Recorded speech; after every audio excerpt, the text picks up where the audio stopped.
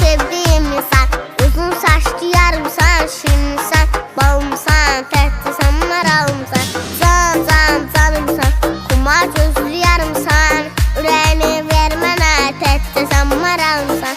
Gözəl sevdiğim insan, uzun saçlı yarımsan, şirinsen, balımsan, tetlisan, maralımsan, canımsan, kumar gözlü yarımsan, ürəyini vermənə, tetlisan, maralımsan. Le canım, le canım,